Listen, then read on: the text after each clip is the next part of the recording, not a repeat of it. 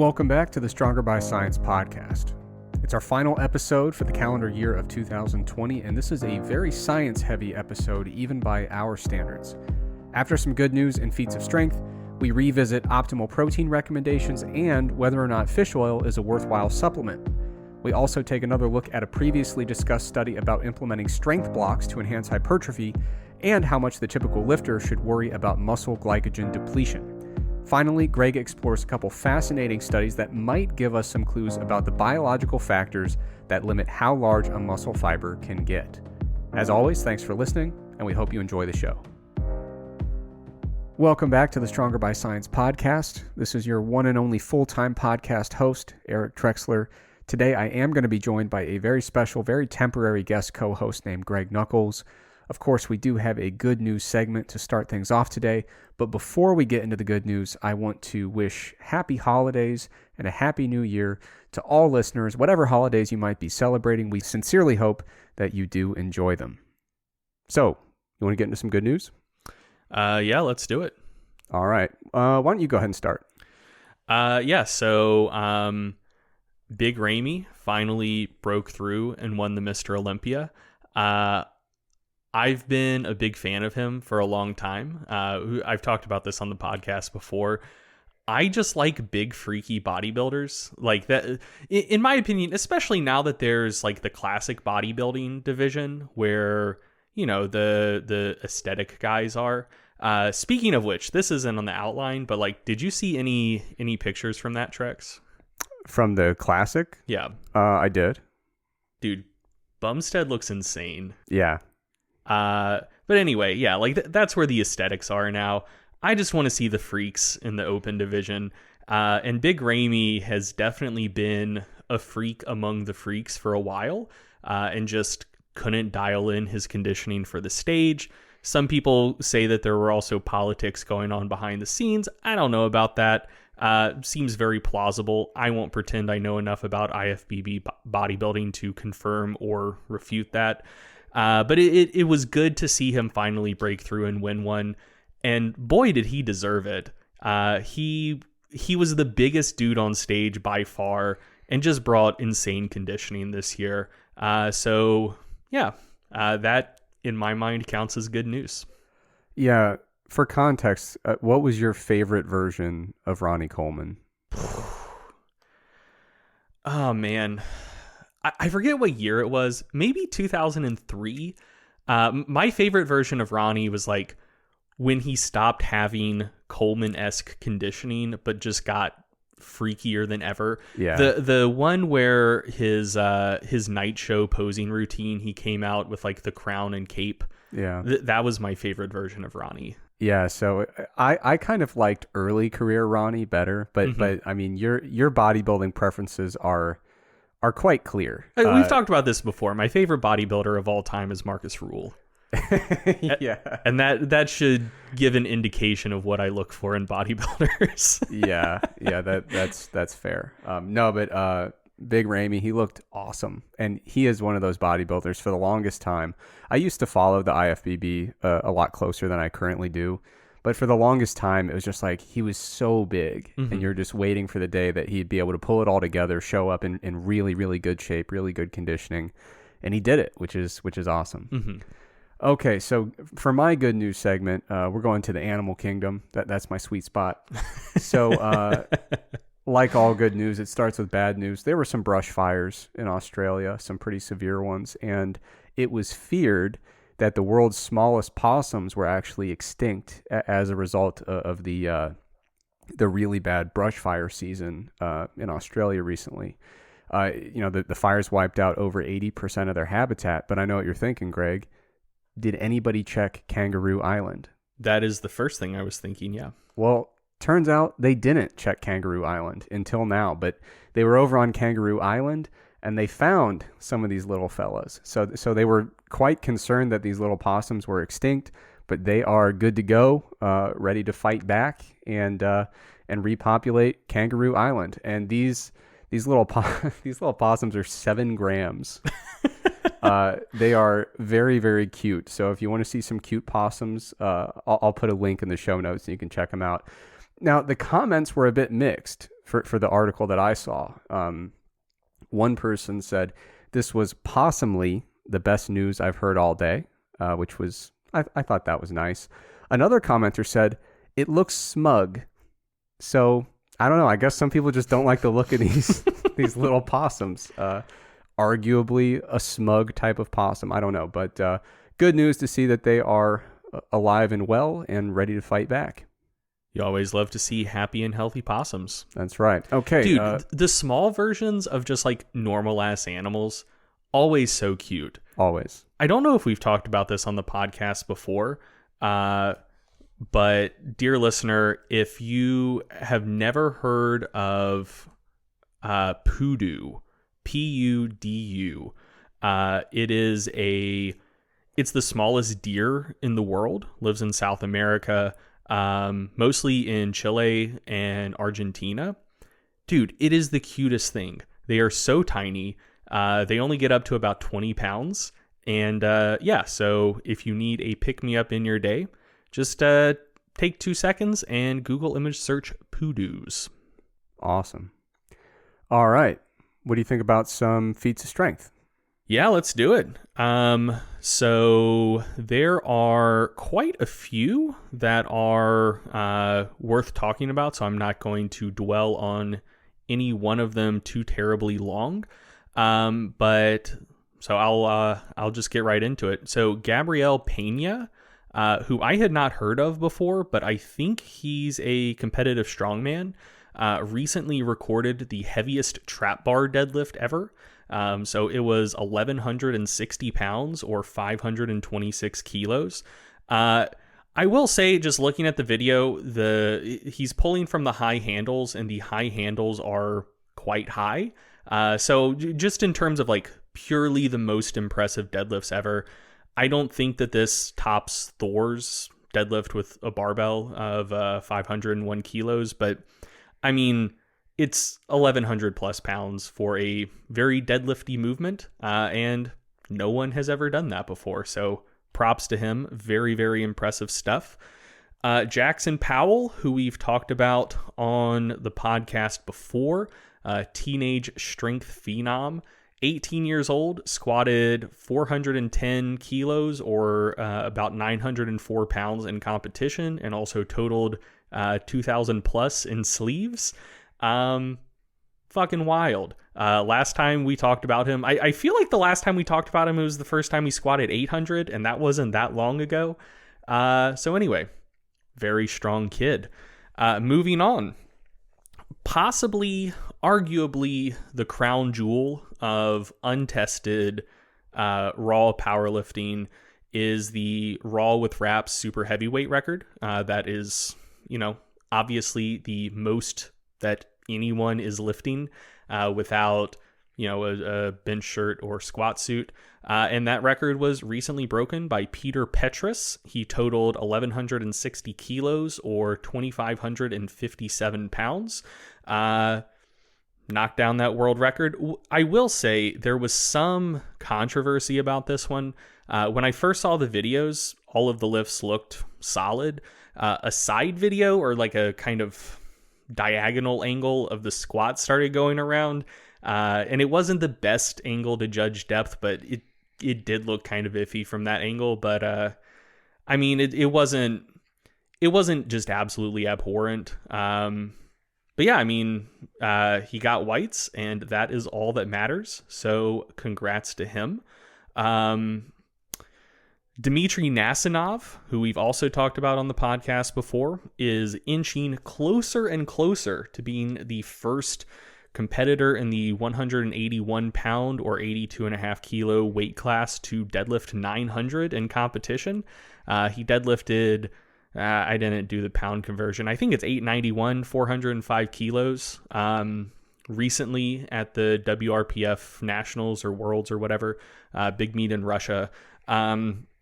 And honestly, so his previous record was 400 kilos, and the lockout looked kind of soft, somewhat iffy. I thought his lockout looked quite a bit more convincing this time around. And yeah, he lifts in kilos. He's Russian. I'm sure he doesn't care about being the first 900-pound deadlifter, but boy, do I care. That's so impressive. Very, very cool. So I remember when I first got into lifting, like Raw was just making its resurgence, and the Raw record on the books that seemed just the most completely untouchable was Ed Cohn's 903 deadlift at 220. Like it just seemed like a number that was completely untouchable. And now someone's getting pretty close to that 2 weight classes lower, which, like, Jesus Christ, I did not, like, I wouldn't have been shocked, say maybe 5 years ago, if someone at some point pulled 900 at 198. I never expected to see numbers like this at 181. So very, very impressive. Good for him. And I'm really hoping he breaks that barrier soon. Andrei Saponzakov, 90 kilo, 198 pound bench specialist, I believe chipped his old world record. So he benched 277 kilos. Should have done the pound conversion. That's somewhere in the neighborhood of 610, I believe. I'm pretty sure he had the old world record at 276. So he chipped it. Congrats to him. Zach Myers broke the all-time world record at 275 for the total. That was previously held by Larry Wheels. Broke the record by about 48 pounds. Very, very impressive and dominant performance top to bottom. Congrats to him. And finally, another impressive young gun, Jesus Oliveras. He is a junior USAPL lifter. He totaled 1,055.5 kilos or 2327 pounds. That is an unofficial junior world record in the USAPL, because for world records, like, you have to be competing at international meets or like meets with enough international qualified judges. So it doesn't technically break that record, but in my heart it does. Like, dude, that's such a crazy total for someone who's 23. And as far as like weight classes go, generally the heavyweights take a little bit longer to mature, just because like they're bigger and they have an enormous amount of muscle, and it takes a long time to build that much muscle. Generally, like some of the lighter weight classes, like people may hit their competitive prime like a little bit earlier. So the fact that there's a junior already totaling over 2,300, that's wild. And I am expecting to see enormous things from him moving forward. I've got one to add to the list. Yeah, go for it. Joe Stockinger. Is that how he says his last name? Yeah. I don't know. Stockinger. I don't know. So he pulled 405 for a double, which is a lot of weight. He happens to weigh about 147 pounds. Oh yeah, that's a really good deadlift for that weight without any qualifiers. Sure. Well, I have a qualifier though. What is that? The gentleman's 90 years old. That's a lot of years. Yeah. That's a year PR, and for most people, a deadlift PR. You know, I should crunch some numbers. I think you could probably make the case that he is the greatest outlier athlete in the world in any sport. Man, I remember that a couple years ago there was a guy who was like 100 plus who just absolutely dusted the 100 plus 100 meter world record or something like that. So it's probably some older person who is just like the biggest athletic outlier. But I remember going into, I think it was the 2016 Olympics, 538 did a analysis about Katie Ledecky and just how far ahead of the rest of all other female swimmers in the world she was, like on a Z-scored basis. Like basically take the other top competitors in the world, see what their typical performance is and like the variance of their performance, Z-scored, and then see how far ahead like various athletes are. And their analysis was basically that like among Olympic athletes, Katie Ledecky was probably the biggest outlier. And I was like, I wonder who the biggest freak is in powerlifting that we can find. And at the time, it was Jennifer Thompson's bench press. But I mean, I wasn't thinking of age divisions as well. And like a 400 plus deadlift, regardless of weight class at 90 years old, I feel like that has to be a bigger outlier. Just because like the typical 90-year-old is in fact dead. And the ones that are alive generally don't pull 400. I think he actually also had 405 for a triple. I don't remember if it was when he was 89 or if he was 90 at that time as well. But like this guy on most days, it seems, can roll out of bed and pull 405 for a couple or a few. Yeah, which is crazy. He looks like he can probably still pull like 430, 440. Yeah. If memory serves, he pulled 450 in a meet maybe like 3 years ago. Like I've seen his name before. And I think like basically he's not still getting stronger, which would be completely unreasonable to expect. But I think like basically he is losing strength rolling into his 10th decade of life at the typical rate that like 40 or 50-year-olds are. Yeah. That ain't normal, man. No, not at all. So really impressive. Congrats to him. That's insane. All right. So moving on, we've got a new segment. I'm calling it Clarifications, Rigid Defensiveness, and Aggressive Counterattacks. And basically this is when we say a thing, someone responds to it, and then we get to choose whether we want to offer a humble clarification, a rigid defensive response, or an aggressive counterattack. And we won't say which is which. We're just going to go for it. So last episode, I talked about a study by Tagawa and colleagues. And the study was looking at dose-response relationships between protein intake and the increase in lean body mass or muscle mass. And so it was a meta-analysis. They used some kind of meta-regression techniques. And the general idea, the whole purpose of the study was to look at a bunch of studies that have given various amounts of protein and kind of observed over the course of the intervention how much lean body mass was gained. And the main takeaway that I talked about was the inflection point. The idea is that when you increase from a low protein intake to a moderate protein intake, we expect some pretty notable improvements, some real benefits when it comes to lean mass accretion or retention. But at a certain point, we do expect that we'll reach a protein intake that is essentially, for practical purposes, sufficient. And we start to see that beyond a certain point, there are diminishing returns, and further increases in protein probably don't give you as much bang for your buck. You don't see as notable of benefits once you go beyond a certain intake. And a lot of the papers in this area, especially the meta-analyses and meta-regressions, are interested in figuring out where is that inflection point? At what point do the really large benefits of additional protein start to flatten out? And so there was a paper in 2018 by Morton and colleagues that said that inflection point was probably at about 1.6 grams per kilogram.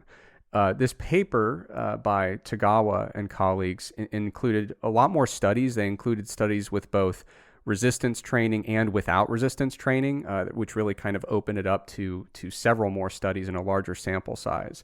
So very large sample of studies that they pooled together for this analysis. And so, like I said, the Morton study indicated that the inflection point was at about 1.6 grams per kilogram. In this study, they had a number of different figures with different covariates and stuff included, but it looked like it was probably somewhere between 1.3 to 1.5-ish. And so my takeaway that I shared last episode is basically, okay, it looks like that range that most people kind of advocate, that 1.6 to 2.2 grams per kilogram per day for lifters, probably not a bad range to shoot for if you want to make sure that you've got your protein bases covered and you want to make sure that you're not leaving a lot of gains on the table.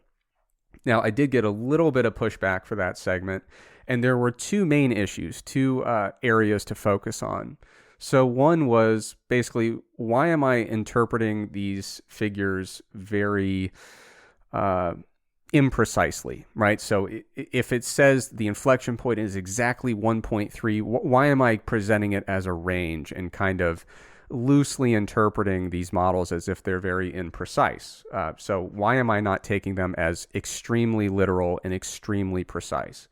And the second issue that came up is, why am I saying that 1.6 to 2.2 grams per kilogram per day is sufficient? Are there any times where higher amounts might be needed? So I'm going to get into both of those issues. I want to start with the first one, which is interpreting the figures in this meta-analysis. So there were a bunch of different figures showing, as protein on the x-axis goes up, we see, better results in terms of lean body mass accretion. And then at a certain point along the x-axis, that slope kind of flattens out. And some people, kind of look at that and interpret the Y values extremely precisely and assume that this line that we're seeing is essentially a universally true representation of real numbers that have been observed. And so I want to begin by kind of starting with an example. So imagine you're looking at a meta-analysis that says, does caffeine enhance performance? And that is it. That's as precise as we're getting. And it gives you an effect size of, Cohen's D equals 0.2. The question is, how do we translate that into a prediction about how caffeine is going to impact our performance? Of course, if we really cared about the answer, we would get pretty precise with our assessment. We would ask a few questions like, well, what caffeine dose am I going to take? And in what form? And how long before exercise? And am I naive to caffeine or am I habituated to caffeine? And what is the exact specific exercise task? And how familiar am I with that exact exercise task?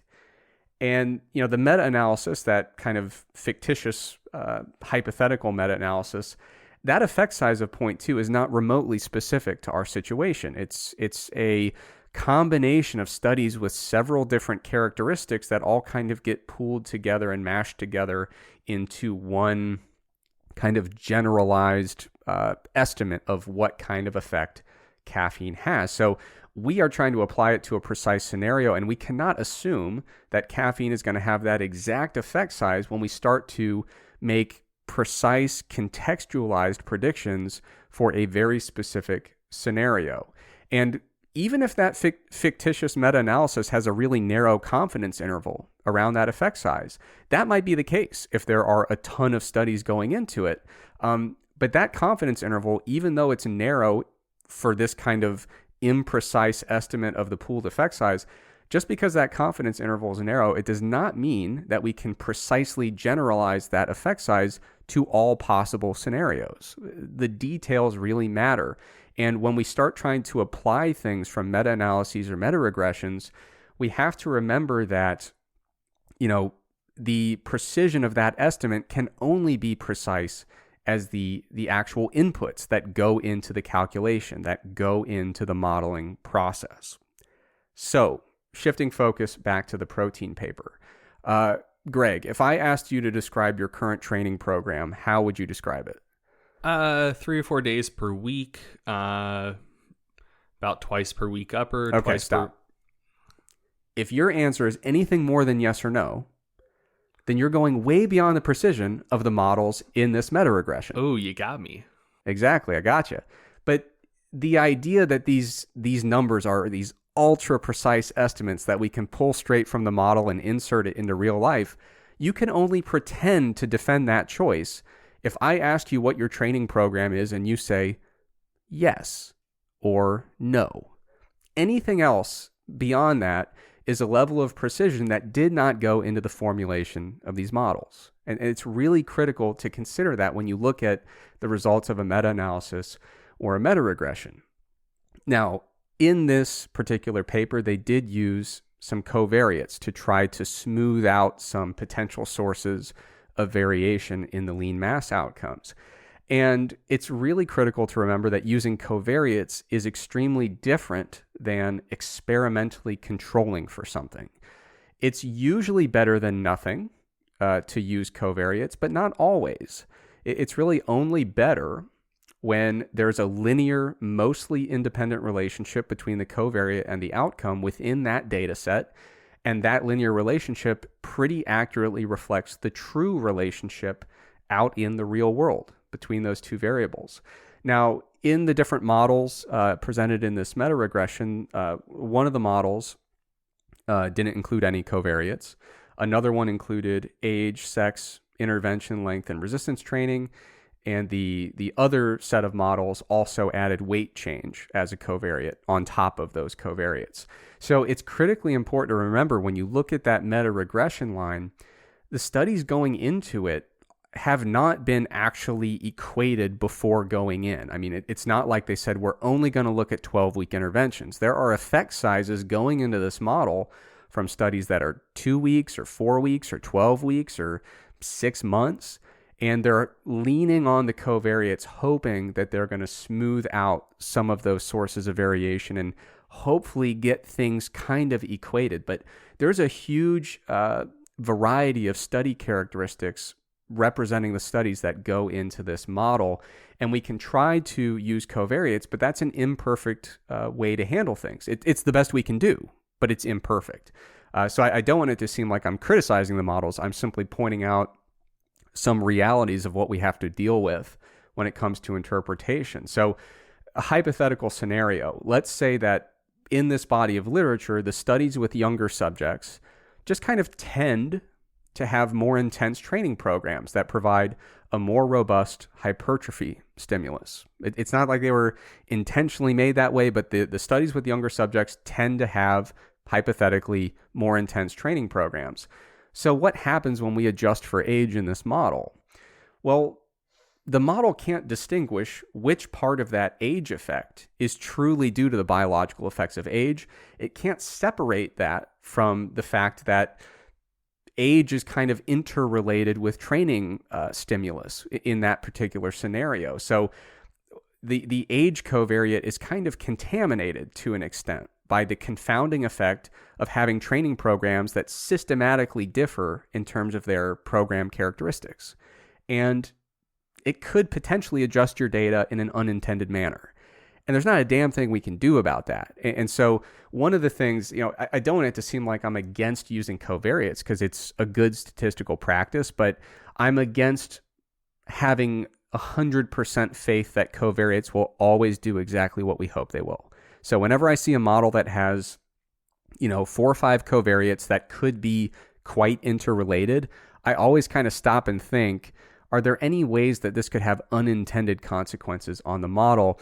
And how much imprecision does that add to our applications of the model?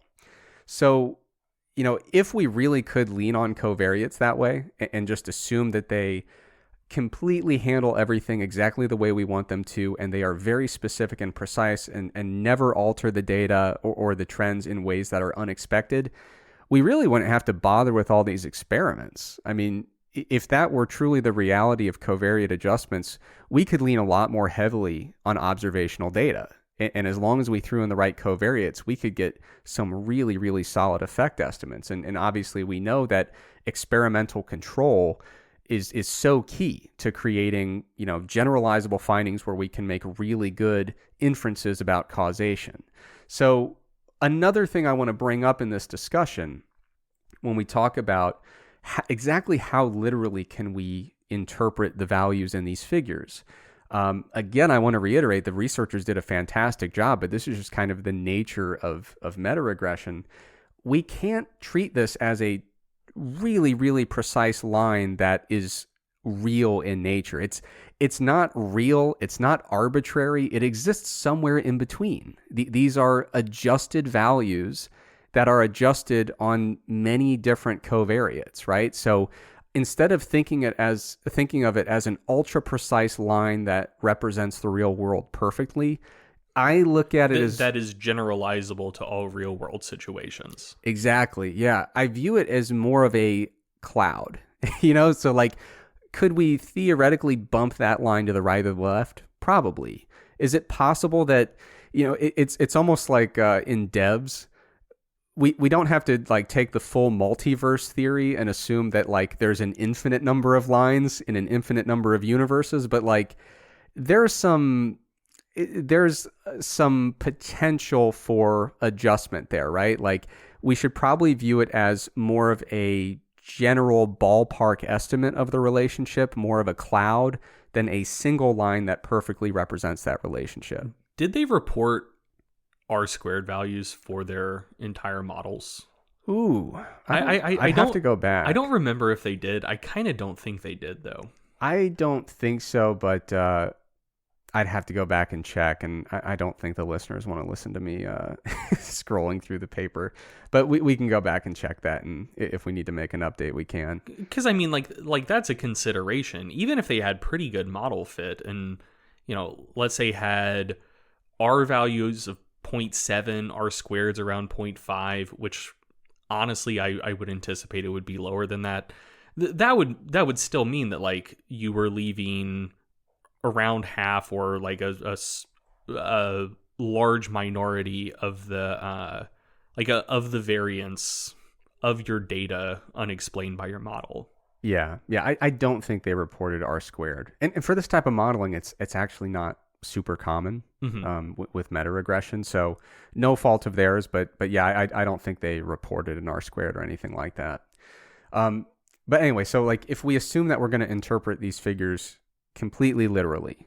Well, all I was getting at with that is like, if for example, their R squared values were like 0.94 or something like that, then that would be to some degree like evidence against what you're saying. It's like, well, like their models fit the data really, really well. Yeah.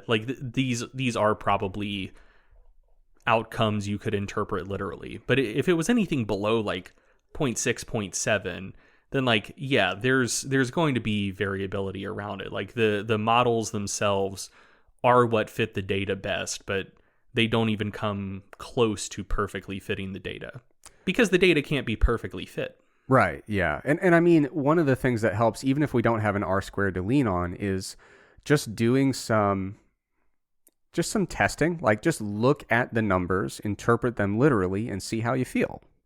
So like see if the output of the model fits the experimental data that you've seen. Like that's a really good way to do it. And if we were to interpret these lines extremely literally, we'd have to answer some difficult questions. We'd have to answer why not lifting and consuming 1.4 grams per kilogram leads to 2 to 3 times more lean mass gains than lifting and consuming the same amount of protein. That's a difficult question to answer. We would have to answer a question like, why does not lifting and having 2.5 grams per kilogram lead to less lean mass gains than not lifting and consuming 1.3 grams per kilogram? Again, I don't have a good answer to that, but if we're interpreting the model literally, we have to sign up for that.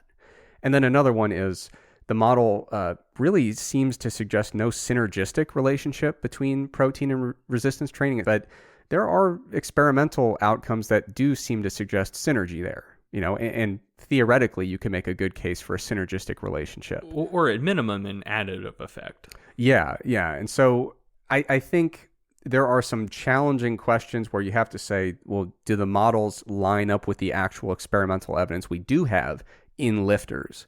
And I would say in some cases, it's not really a perfect fit between model estimates and the actual experimental data.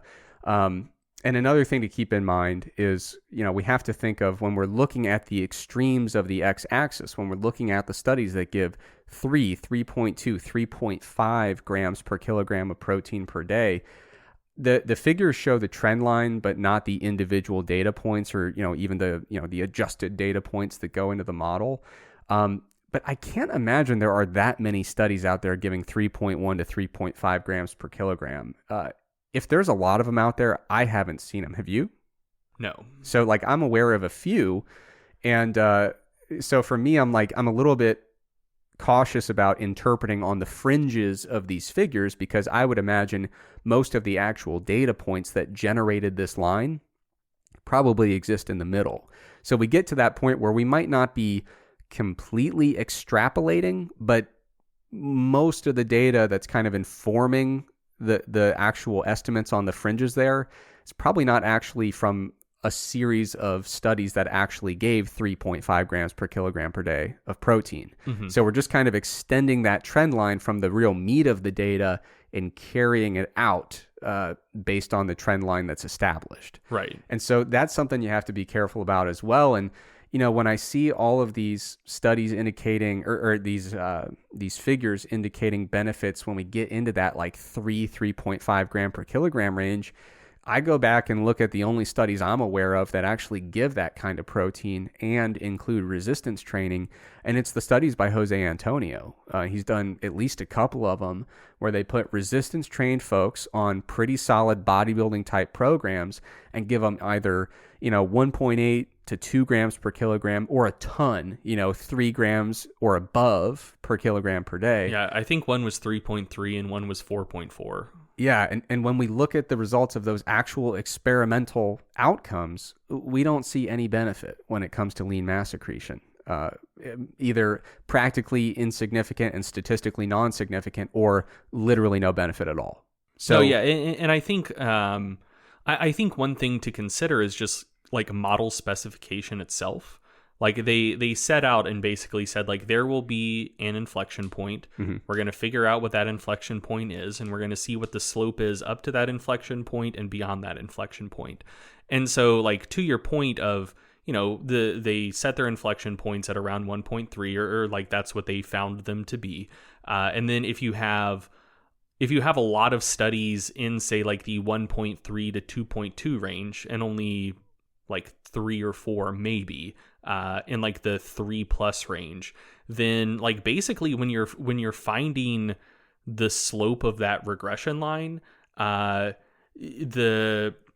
so if we assume that like like maybe more than 1.3 is good, but like let's just say hypothetically it plateaus after, I don't know, 2.4, 2.5, just to put a random number on it, then if they like specified in the model, like, hey, maybe there are 2 breakpoints, then you could potentially see that. You could see like steeper slope to 1.3, slightly shallower slope to 2.5, and then flat from 2.5 out to 3.5 or whatever it is. But since they predetermined that there would just be 1 breakpoint, if there are way more data kind of to the left, like between the breakpoint and like 2.5 or something, like that is going to have way more impact on the slope of that regression line than the 2 or 3 data points out on the extreme. So yeah, I mean, like, who knows what they would have found if they went with 2 breakpoints instead of 1? Like that's just a model specification decision that isn't necessarily right or wrong, but like we don't have all of the data that went into their model, so like we can't test that counterfactual. Well, we could, but we'd have to go in and do the entire process of finding all the studies they included and extracting the data, and extracting the covariates and coding those, and then doing the modeling. Yeah. And I'm really busy this week, Greg.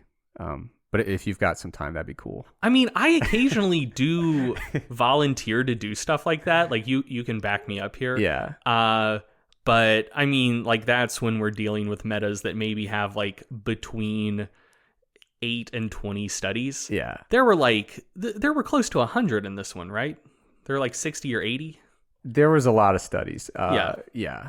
I'm not doing that. I think 105 were included in the meta-analysis. So, but yeah, so I should also put a caveat. I mentioned that there was like no material benefits in those studies by Jose Antonio. That's specifically referring to lean mass or fat-free mass.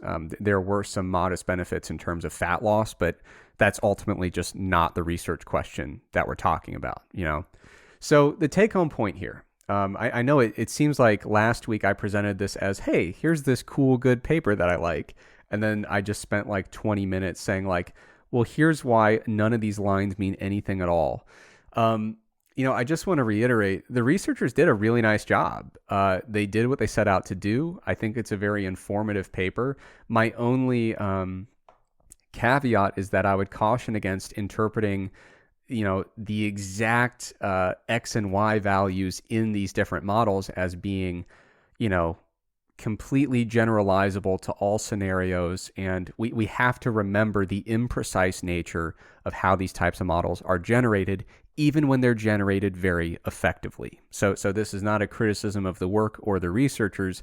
This is a reality of the type of work being done. It's a lot like with epidemiology, when we have to say like, well, this is all survey stuff and, it's observational and you can't really prove causation, and you start rattling off all those caveats. It doesn't mean that the researchers did a bad job or that the work's not valuable and useful. It just means like, hey, we need to really think hard before we interpret this and assume causality or assume an impractical level of precision from the output of the model. So when I look at these types of papers, I look at the Morton paper, I look at this paper, I look at the actual experimental data that I'm aware of where we have the ability to control the duration of the intervention and the two different protein intakes, and everybody's in the same age range and they're all doing the same resistance training program.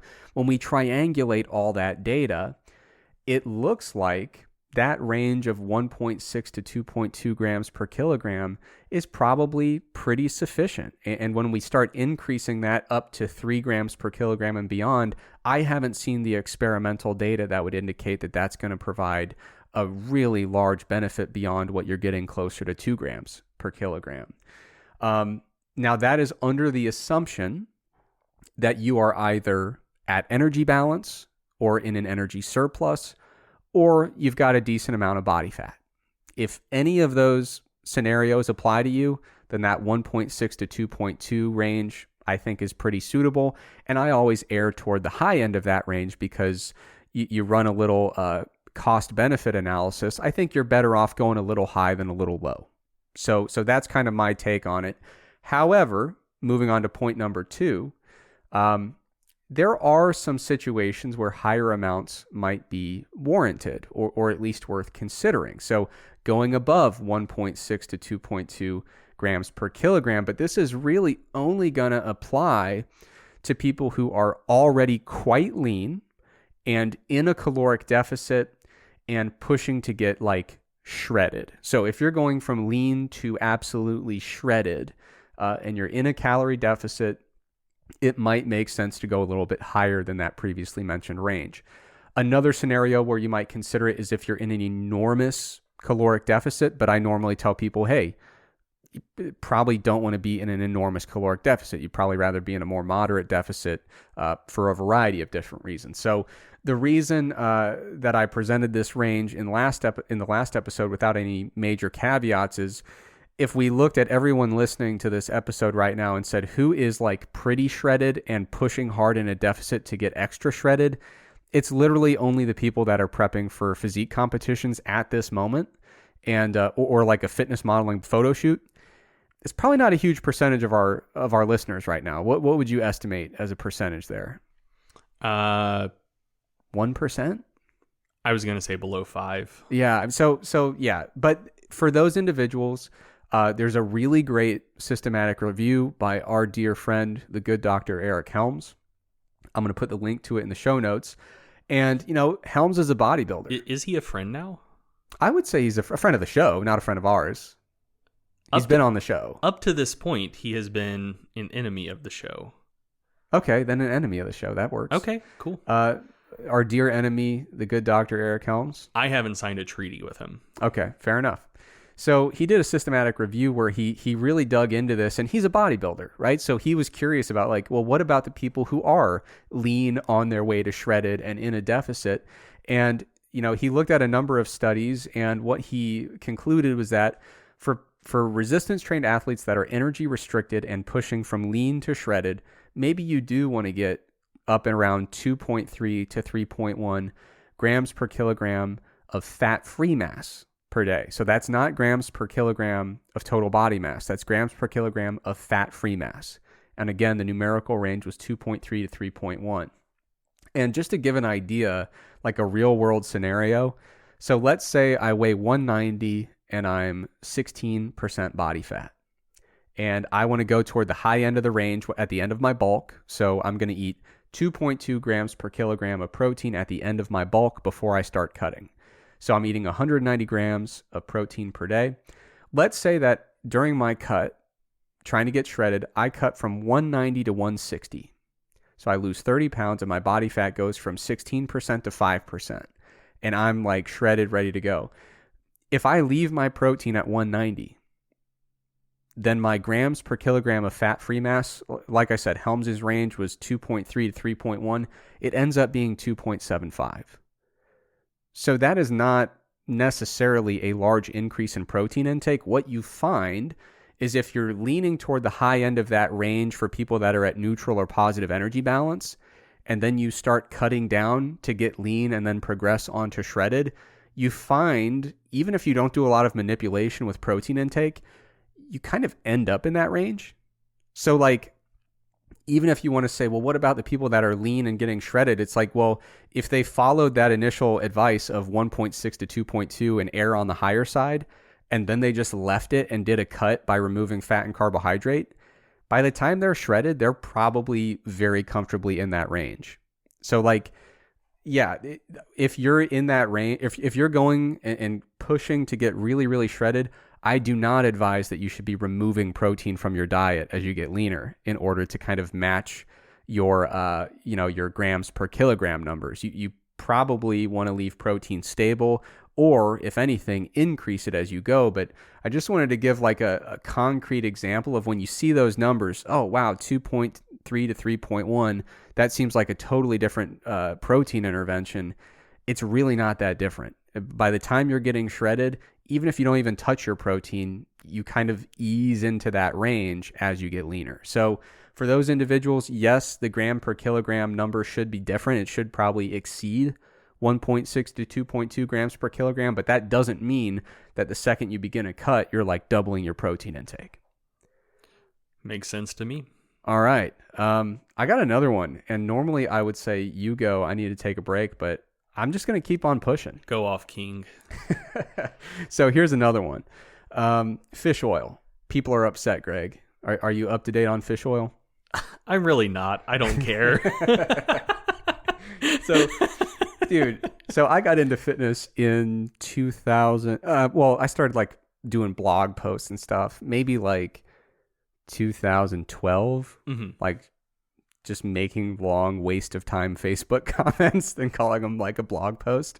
But anyway, back in those days, if you just said like, hey, fish oil is pretty good, it was just nothing but, pats on the back. Hey, you did it. Good one. Dude, so what happened is people got really intrigued by fish oil and were very receptive to it. And then a few big studies hit that said like, hey, fish oil doesn't prevent heart attacks. And dude, that pendulum swung hard. Dude, there was even a bigger pendulum swing kind of on the fringes of like fitness conversations before that. Do you know of Ray Peat? Yes, yeah. He and his followers are on the guess what, omega-3s will actually kill you train, because did you know oxidation exists? Yeah. So let me cut to the point here. So on my Instagram, I do recommended reads on Mondays, where I just say, hey, here's a cool paper that'll make you smarter. You should read this one. And I do other like informative posts on Thursdays. So if you want to check those out, my handle's @TrexlerFitness. It is some of the hottest content on Instagram, they're saying. A lot of people are saying, actually. And I had a Thursday post about fish oil, just kind of talking to the camera, giving a little summary. And people were like, man, fish oil is a scam and it's trash and it's useless. And somebody actually did bring up Ray Peat, and they're like, what do you think about this? You should debate him. And I was like, I don't really want to do that. So basically, it seems like a lot of people are rightfully a little bit agitated about fish oil. And I say rightfully because like some people were overselling it way too hard. Mm-hmm. And so it's only natural if you push fish oil and say like, dude, forget modern medicine. We've got fish oil now. Like, then yeah, when it starts to actually get some evidence accumulating and it falls short of some of the miraculous claims, people are going to be pretty annoyed by that. Would you say that some of those claims flamed out? I feel like you're making a pun or a joke and I'm completely missing it. That was I assume still is the Biotest omega-3 brand. And they were pushing a lot of very strong claims about it. It was called flamed out. Flame out. Why would you call a fish oil that? Because it reduces inflammation. Oh, it puts okay. the flames out. Okay, fair enough. Good. Yeah. Yeah. So, man, if we had a smarter host who is more in the know about the supplement brand names, then I'll exclusively stick with Anaconda jokes from here. Okay, perfect. Yes. So, anyway, all these claims get made. Few trials come out that say like, hey, it's probably not as cool as we hyped it up to be. But there's always that kind of knee-jerk pendulum swing. And so a lot of people are like, dude, there is no evidence to suggest that fish oil does anything useful, and it certainly doesn't impact cardiovascular risk in any way. And it's like, well, wait a minute. That's a little bit hyperbolic. Like that's a little bit too extreme. So like there are data showing inverse relationships between fish intake, not oil, and heart disease risk. There are some data showing inverse relationships between blood levels of fish oil fatty acids and risk of sudden cardiac death. And then, you look in 2019, last year, there was a meta-analysis by Hugh and colleagues. It's called Marine Omega-3 Supplementation and Cardiovascular Disease, an updated meta-analysis of 13 randomized controlled trials involving 127,000 participants. I rounded there if you're Googling the title. So what they found in this meta-analysis, 13 RCTs, big ones. I mean, if you got 13 studies in 130,000 people, those are big studies. What they found was that marine-derived omega-3 supplementation was associated with lower risk ratios of a variety of cardiovascular outcomes. So they looked at risk of myocardial infarction, death from coronary heart disease. They looked at the occurrence of coronary heart disease. They looked at cardiovascular death and total cardiovascular disease. And so for these different outcomes, they did find statistically significant reductions in risk.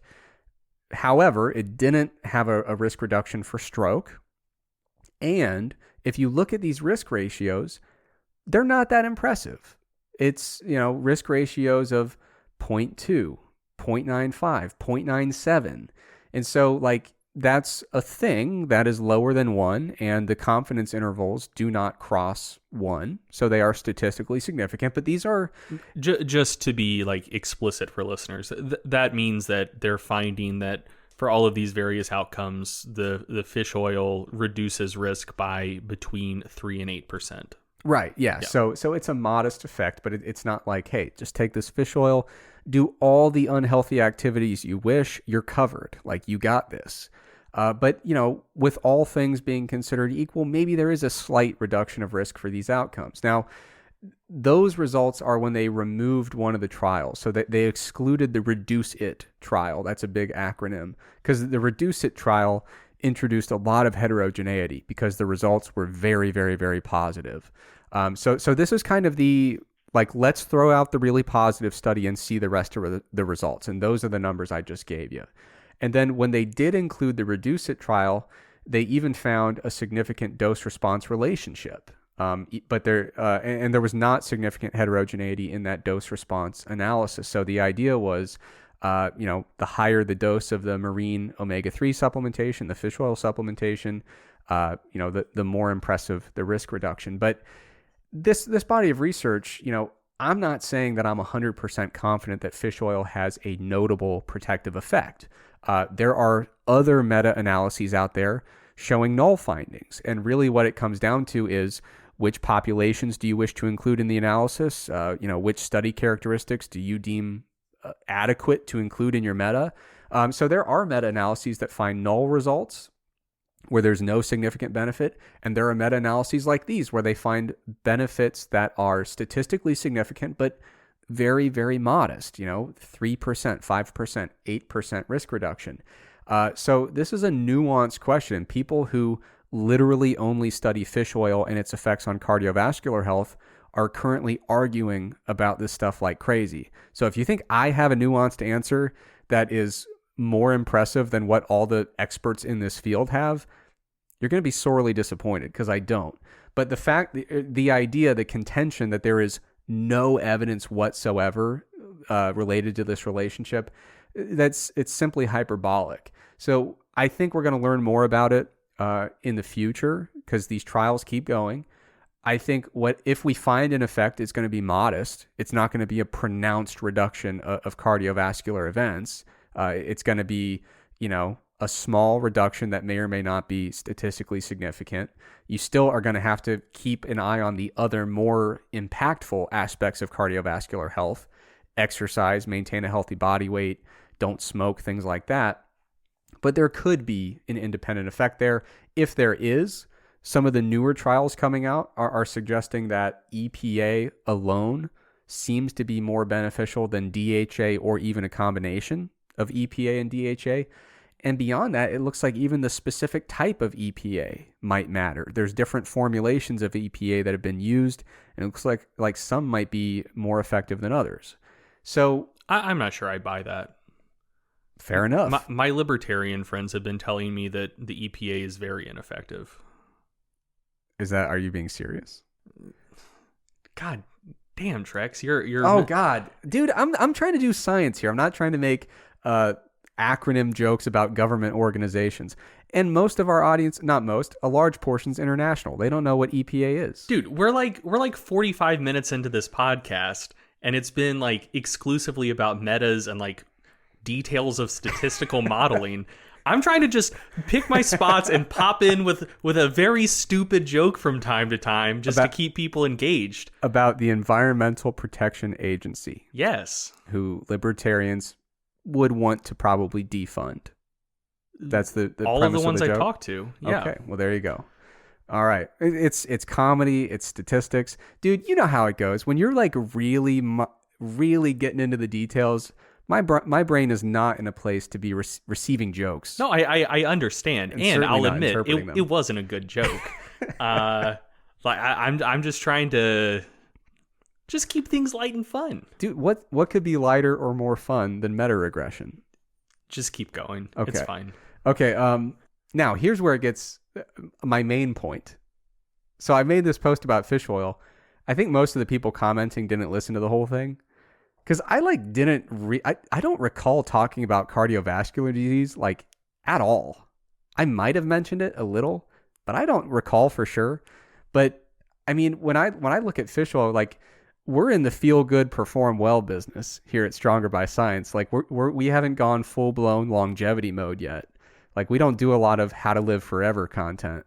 So like I was kind of just talking about the other stuff. So there have been a couple reviews in the past year that have looked at potential benefits of fish oil for lifters and athletes. And, we know that EPA and DHA, which are the primary omega-3 fatty acids in fish oil, they're influential components in cell membranes when we look at a variety of cell types, looking at blood cells, immune cells, cardiac tissue, skeletal muscle, eye tissue, brain cells, other tissues of the nervous system. I mean, EPA and DHA are certainly important. And, studies looking at adjusting EPA and DHA intake via supplementation generally report either neutral or modestly positive effects on things like muscle recovery, cognition, nitric oxide metabolism, mental health, inflammation, immune function, muscle protein balance, neuromuscular function. I mean, the list goes on, and it's findings that, again, are neutral to modestly positive. And when you look at the major concerns that people have related to omega-3 and fish oil supplementation, the issues, people talk a lot about potential bleeding problems because fish oil supplementation theoretically could increase bleeding time by reducing the speed at which clotting occurs in the blood. And there's also concerns about rampant lipid peroxidation, that these fatty acids can be easily oxidized, and that there are going to be negative outcomes related to that. Looking at the actual literature related to those bleeding concerns, it looks like up to about 5-ish grams per day of fish oil doesn't seem to be a particularly notable increase in adverse events related to bleeding. And I don't recommend even going up to that 5 gram per day intake anyway. And as long as you've got a high quality product with an antioxidant included, a lot of products put vitamin E into the blend itself, then you're probably not worrying too much about that lipid peroxidation issue. It seems to be pretty well taken care of. And so like the whole point of my post was like I usually take a gram or two a day of combined EPA and DHA because when I look at it, I don't see much to lose there. I see some potential for modest benefit in a variety of different domains, and I don't see any really notable adverse events that seem to be common when you're talking about doses within that range. And so the way I look at it is like on a given day, I'm going to eat 70, 80 grams of fat. Is it that bad if like 2 to 4 grams of that comes from fish oil? I see some potential for upside, and I really don't see a lot of downside. Now, if you're not convinced by the data, I can't fault you for that. Like I said, it's neutral to modestly positive. So if you look at that same literature and say, it's a little bit too mixed for me, and the benefits don't seem pronounced enough, they don't seem large enough in magnitude, dude, I'm fine with that. Like I can get on board with that. But for me, the pretty simple cost benefit analysis would indicate, might be something to be had here. Seems like it's probably not a terrible idea. And I never eat fish, so a couple caps a day and I'm good to go. Makes sense to me. You don't have any strong opinions about fish oil? I really don't. Any additional quips you want to throw in there? I like salmon. It's nice. It is nice. All right, so you also have something for this segment, I believe. Yeah, I do. So last podcast episode, we discussed a recent study by Carvalho and colleagues about whether preceding a hypertrophy block with a strength phase improved strength and hypertrophy outcomes. And I would say it's pretty fair to say that I was fairly critical of the study. Indeed. To be clear, I was never implying that the data themselves were illegitimate, just that there were some things about the statistical reporting that were kind of weird, and the results seemed to conflict with some of the evidence we had up to this point. But one thing that I did say I recently found out was not a appropriate criticism of the study. So one of the things I pointed out was that based on what is reported in the text and the tables of the study, some of the changes seemed to be remarkably homogeneous. So one of the ones that I focused on was within the group that did the strength phase followed by the hypertrophy phase. During the strength phase, during the first 3 weeks of the program, vastus lateralis thickness increased from 22.6 to 22.8 millimeters. That is an increase of 1/5 of 1 millimeter. And in the table, there was a little asterisk next to the 22.8, denoting that that was a statistically significant increase from baseline. And so I said, look, that is a 1/5 of a millimeter increase. That is statistically significant. That implies absolutely remarkable homogeneity, way more than we tend to see in the literature. So I said that, and if that was correct, I would very much stand by that commentary. But the senior author of the paper, Barroso, he reached out to me on Twitter and let me know basically that was an error in the paper. So there was a main effect for time, and that's what they were trying to imply with their asterisks. So the literal interpretation of the caption of that figure was incorrect, but the actual just time 0 to time 1 increase, the 1/5 of a millimeter increase, that wasn't actually a statistically significant change. So my interpretation of the figure was right, just based on what was actually presented in the figure, but there was an error in the figure. So another thing worth noting is one of the things I pointed out is there was an issue of p-values and confidence intervals not matching up. He said that was just a simple error, and they're going to get that corrected before the paper goes to final publication. It's currently pre-pubbed ahead of print. And I got to say, again, so some people seem to have come away with the idea that I was implying that the data lacked integrity. I wasn't trying to make that implication, just that some things about them just seemed weird. And I got to say, I do feel better about the study overall now that Barroso reached out to me about it. A simple mislabeling of a table gives me much less pause than the implication of absolutely extreme homogeneity. So anyway, that is information I acquired after the last episode went out that I wanted to share with you guys. And so yeah. All right, that's good stuff. All right, moving on. We've got, we're lumping the selling out segment into the research review segment. And I'm going to do a very brief highlight of a study here, because I've been talking for a long time, and I know you've got a couple studies that you want to review. So anyway, as everyone knows, if you're a listener of the show, if you got supplement needs, you go down to bulksupplements.com. You use the checkout code SBSPOD in all caps. You save incredible amounts of money, 5% off your order, I believe. Mm-hmm. Now, another sponsor that we picked up, we've been in some pretty tense discussions with the suits over at Mass, which is a multinational conglomerate that publishes a research review every month.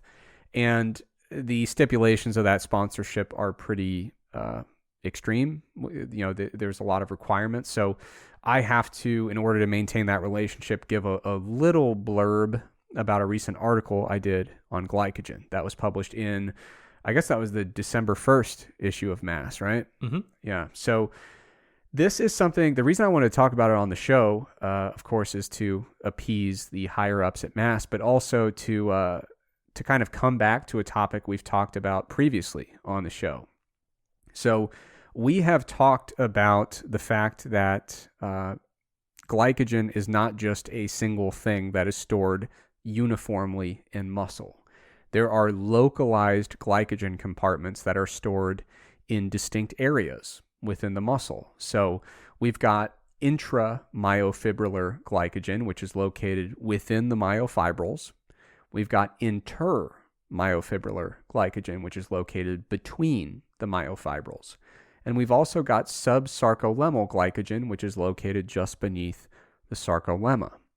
And the reason this is important is because there have been some studies, largely mechanistic in nature, indicating that the depletion of those different subcompartments is not uniform. It doesn't always happen at the same time. And so certain compartments might deplete more quickly than others.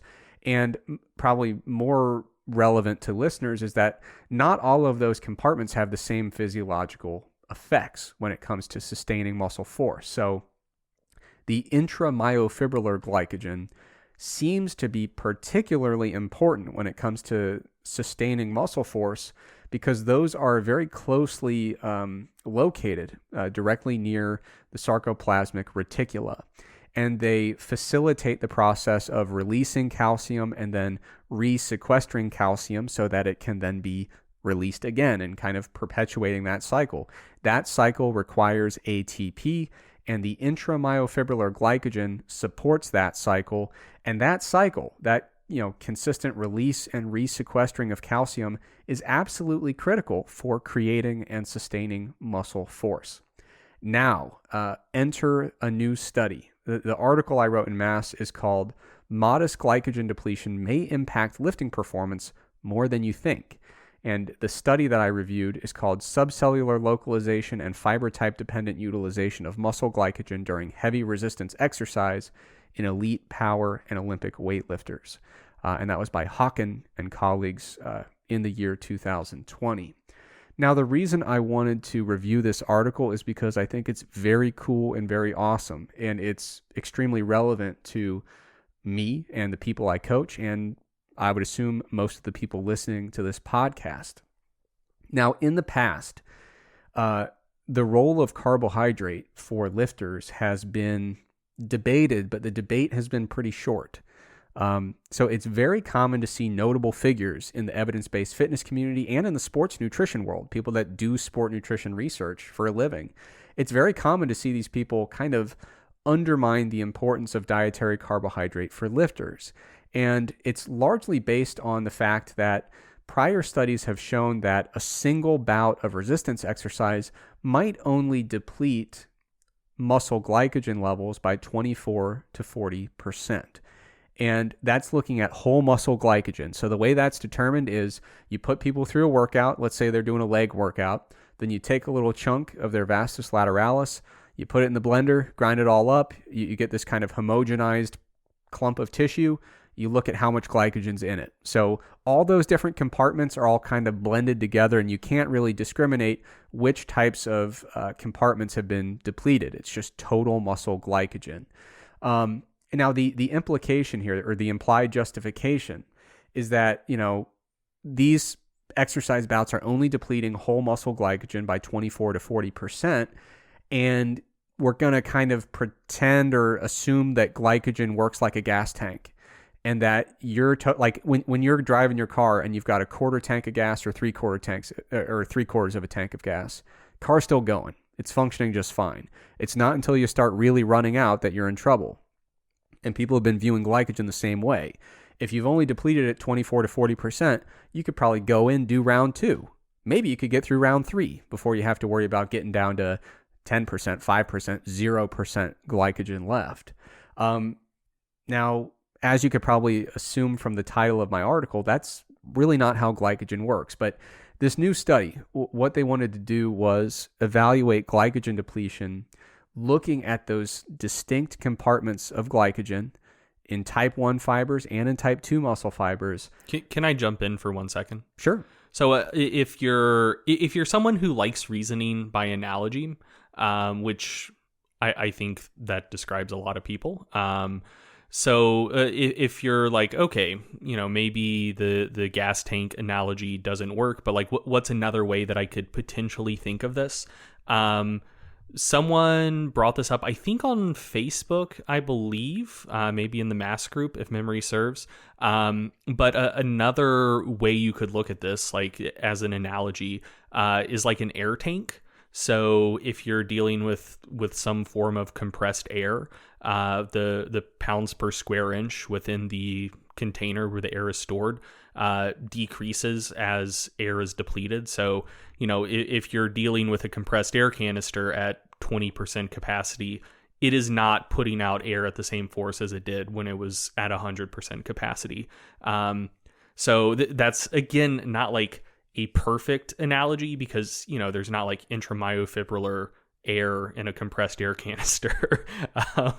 But that might be a way to think about the effects of glycogen on exercise performance conceptually that might fit with how it actually works a little bit closer than the gas tank analogy. Yeah, well, and the reason I present the gas tank is to describe how most people are erroneously conceptualizing it. No, I agree. I'm just saying like a lot of people do like analogical conceptions. Okay. And I'm just saying like a compressed air canister may be a somewhat closer analogy. Yes. Yeah. Okay. I see what you're saying. Yeah. So this study, they were looking at, this more kind of localized view of glycogen depletion. And what they wanted to do was use a pretty ecologically valid resistance training exercise. So what they had was, they had a little warm up. They did 4 sets of 5 on the back squat, 4 sets of 5 on the deficit deadlift, and then they did some rear foot elevated split squats for 4 sets of 12. So pretty solid workout. I think pretty similar to what a lot of people do in their training. And again, they did use some well-trained lifters for this study, and the design was straightforward. Come into the lab, do the workout. We're going to see how glycogen was impacted from before the workout to after the workout. Now, when you look at total muscle glycogen, it only decreased by about 38%. And that's actually quite in line with previous studies. Like I said, usually 24 to 40% of whole muscle glycogen depletion. However, here's where it gets interesting. When they looked at type 2 fibers, the depletion was a little bit more extensive than it was in type 1 fibers.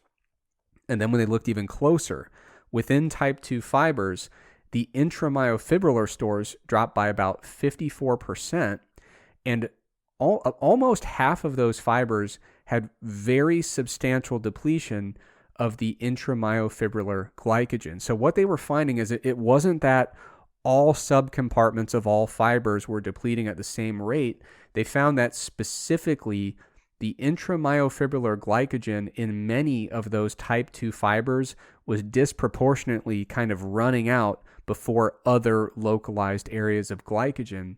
And that's pretty important. It shows that glycogen depletion with, standard resistance training in people who lift, that glycogen depletion is occurring in a localized and non-uniform manner. And the particularly notable depletion that's observed is occurring in the intramyofibrillar area of the type 2 fibers. And that is a little bit concerning for performance, because once those type 2 fibers are unable to sufficiently fuel the process of releasing calcium and resequestering it cyclically in the sarcoplasmic reticulum, that is highly likely to tie into fatigue in those fibers, and we might see that performance starts to deteriorate. It's important to point out that in this study, they did not have a performance test at the end. They couldn't say, oh, and this depletion resulted in a performance decrement of X percent. But I think you could make a strong case that when we look at the other literature in this area, we can have a pretty decent amount of faith that when we carry this forward, if we were to continue doing resistance training and see how this impacts the ability to generate muscle force, I think you could very closely tie these observed effects with glycogen to muscular fatigue. Over a series of studies in the last 10 or 15 years, this research group has demonstrated in a variety of different research models that reduced intramyofibrillar glycogen levels are associated with impaired calcium release from the sarcoplasmic reticula. And that is, when we see that starts to get impaired, that calcium release, it does appear to increase muscle fatigue and alter muscle contractility. So this lab group has done the work to really put that case together. Of course, it's always cleaner if you show it all in one study with well-trained lifters. But I think what's really important about this study is we've had these isolated findings, and some of it is in toads, and some of it is in rodents, and some of it is in endurance athletes. Wait, it was in toads? Yeah, what do you think it was in? I thought it was in frogs. I think it was toads. I mean, it doesn't matter, but for whatever reason, toads are just funnier to me. Well, we'll have to look it up. I thought it was toads. It could be frogs. I'll admit I'm a dumbass. I don't really know the difference between toads and frogs. One of them lives in drier conditions, right? Yeah. Frogs, by and large, spend all or most of their time in or around water, and toads mostly live out of the water. Okay. All right. Yeah. But yeah, so the research was kind of scattered among these different models. And one of the big questions was, well, does this relate to resistance training? And I think this study is an important next step in showing, yeah, if you're a trained lifter and you do a standard resistance training workout, you do preferentially deplete those localized glycogen stores that we care the most about. And even if you're only hitting 30-40% total muscle glycogen depletion, you might be really stressing your glycogen supply in the most critical areas of your type 2 muscle fibers. And once those are no longer able to really fully contribute to the force production process, you're likely to see fatigue occur, and you're likely to see your muscle contractile properties start to deteriorate. So that's a big deal, in my opinion. I think it necessarily requires that we have a more nuanced discussion about carbohydrate for lifting. Because for the longest time, people just said, screw it, you got 60% left, who cares? Don't worry about it. Now, it does not mean that all lifters need to inherently adopt a super high carb diet. That would be an inappropriate extrapolation of these findings. But what it means is we have to at least, when we're trying to figure out our carbohydrate needs as a lifter, we have to at least consider some key aspects of, how much glycogen are we using, and is it likely that we are replenishing that between sessions? So if you're eating at maintenance calories or above, and you've got a moderate carb diet at least, so let's say you've got at least 40% of your calories coming from carbs, and if you're resting at least 24 hours between high intensity bouts with the same muscle group, you probably still don't have to worry too much about your glycogen levels. You're probably going to be able to sufficiently replenish between bouts. Now, if you are in a big energy deficit, or you're on a really low carb diet, or you perform multiple exercise bouts for the same muscle group with really glycogen dependent intensities, and those multiple bouts are occurring within a 24-hour period, then muscle glycogen replenishment could probably be an influential factor that you should be considering when it comes to your carbohydrate strategy. So again, I don't think the study necessarily means everyone has to go on a high carb diet. I think there are still ways that you can make low carb diets work very effectively for lifters, but you have to very carefully consider, what is your energy balance? Are you in a deficit or a surplus? What's your carb intake? How glycolytic is the activity that you're doing? What's your training volume and training frequency? You got to at least be mindful of making sure that if you are going to deplete muscle glycogen, even if it's only going to be 30 or 40% total muscle glycogen depletion, you got to get that replenished before you're going to go do a glycolytic bout with that same muscle group. And if you're in a caloric deficit, it is harder. One of the things that a lot of people overlook is if you're in a caloric deficit and you think, oh, but I had, 150 grams of carbs yesterday, how much could I really need? Well, if you're in a deficit, a lot of those carbs are going to get used for energy needs. They're not going to make it to the muscle to be stored as glycogen. You're going to burn through them to meet your exercise energy needs and your resting energy needs. So you have to get in a deficit a little bit more creative about how you're going to effectively replenish that glycogen. So the exciting thing is then going to be, what do we do from here? A lot of good conversations about if you are in a deficit and you do have a high training frequency and your repetition and intensity ranges are pretty glycolytic, what do you do? Is it intra-workout carb supplementation? Is it post-workout supplementation? Is it higher priority on the pre-workout meal? You could have some good arguments about that. And this line of research stops short of the practical application. We don't know exactly when it comes to those specific scenarios. We really have to put a lot of thought into it and figure out what's the best way to do it. And you can have some good arguments, but at the very least, there are arguments worth having. It is a dietary factor that deserves a lot more consideration than it's been given. Makes sense to me. All right. So Greg, what are you talking about here with your research review? So I'm going to be talking about myonuclei a little bit, talk about some rodent research. Eric, I learned a fun fact. What's that?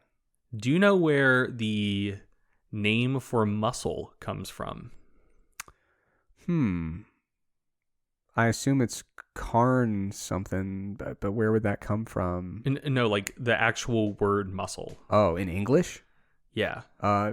No, I was thinking like, let's get back to Latin. No, where does it come from? So it does come from Latin.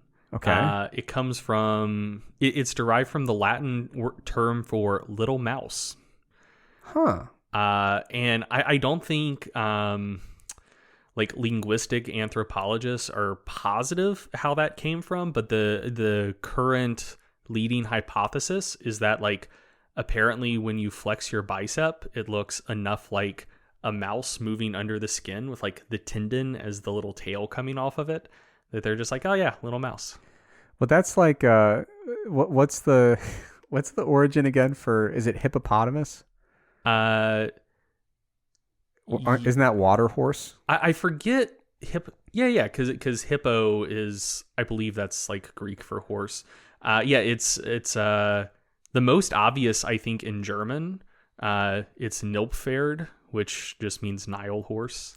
Yeah. So you look at a bicep and you think that's a mouse. Yeah, pretty much. You look at a hippopotamus and you're like, dude, that, as far as I can tell, that's just a horse in water. Oh, do you know what the leading hypothesis for where myths of cyclopses came from is? No. Elephants. So if you look at an elephant skull, just like the entire front of the skull just isn't there. Like it looks like there's a single eye hole. So like if you look at a human skull, there's like two eye holes. And like an elephant skull, there's just like one big hole in the middle of the skull, and it looks like it looks like there would just be one eye hole there. And apparently, like during Homer's time, they came across elephant skulls. They're like, oh yeah, this is probably just some big scary thing with one eye, Cyclops. Dude, that would have been terrifying. To like if you didn't know what an elephant looked like and you found that skull. Oh yeah, I mean that would have been. Look at this thing. Oh wow, that is. I assume that has something. It's the trunk, right? The trunk's doing. Well, no, the trunk would be lower. That's the eyes. Like they're. Well, it's partially due to the trunk. I think the nasal passages and like the eyes are kind of like all close enough that they just have one opening there, and they're in the middle of the skull. That. I like elephants, but that's a strange system. Yeah, I would have done it a little bit differently. It's pretty spooky, man. I don't want a big hole, a big soft hole in the center of my face. I mean, one thing to consider is like they're tall enough that nothing is gonna really get up there and threaten that unless like there was a particularly angry giraffe. That's true. So I mean, like, so you just have to be nice to the giraffes, and you're good. I guess so. Yeah. Anyway, yeah, let's talk about myonuclei. So shout out to friend of the pod, actual friend of the pod, not fake friend Eric Helms. Friend of the pod, Alex Coliari Turner. He sent some more cool myonuclei research my way. This shit's really dense. Most of the time when I talk about a study on the podcast, I am like 95% plus confident that I'm understanding everything going on. I'm still above 50% confidence here, but now it's closer to like 80-90%. This is somewhat outside my wheelhouse, and it's very technical stuff, but it's cool enough that I figure it's at least worth taking a swipe at it. And if I fuck it up bad enough, we can just get Alex back on and he can set us straight. Good stuff. So with that massive caveat out of the way, let's get into it. So one of the papers he sent me was titled Myonuclear Content Regulates Cell Size with Similar Scaling Properties in Mice and Humans by Hansen and colleagues. And so one of the reasons I wanted to talk about this is in a recent episode, we discussed myonuclei a bit, in particular how they may or may not relate to muscle memory. So for a bit there, it was thought that myonuclei may be the driver of the muscle memory phenomenon. And basically more research is suggesting like, maybe they play a role to some degree, but probably aren't like the singular driver and may not even play the dominant role. But I don't want to make it sound like myonuclei are either unimportant or not super, super interesting, because I think they are still super, super interesting. And so a recent study suggests that, maybe they aren't the driver of muscle memory, but they might be the driver, or at least like one of the major things placing constraints on hypertrophy of muscle fiber size. And so that's why I wanted to talk about this. Like I've mentioned this on the podcast before. One of the questions that fascinates me is like, why the fuck do we stop growing? Because if you think about muscle growth just in terms of like muscle protein synthesis, I don't think we've really come across a population yet where you can't put them through some resistance training and give them some protein and notice an elevation in muscle protein synthesis. And in trained lifters, you don't see like an enormous increase in muscle protein breakdown either. So like on the surface, you just look at protein stuff and you're just like, why do we plateau? Like, why don't people just kind of grow indefinitely? And so like that's something that I think about a lot, because like that's obviously an important question that most research isn't designed to investigate. So when Alex sent me this study, I was very, very interested in it. So basically what they were doing in this study is they were looking at the relationships between myonuclear number per fiber, fiber volume, and fiber surface area, both in mice and humans. And basically they wanted to see like what do myonuclei scale with? Like do they scale linearly with fiber volume? Do they scale linearly with surface area? And what they found is that myonuclear content scales linearly with muscle fiber surface area. And just based on how volume equations work, when surface area increases, volume increases faster. So you can see this like pretty easily if you talk about like the surface area of like a cube or something. Like if you double the sides of a cube, the surface area will the volume will increase at a cubic rate, and the surface area will increase at a square rate. So volume increases faster than surface area does. And so essentially what you see is that in larger fibers, the relationship between surface area and myonuclear number is the same as smaller fibers, but larger fibers have fewer myonuclei per unit of fiber volume than smaller fibers do. And the basic idea posited by the researchers here is that might place a constraint on how large a muscle fiber could then become.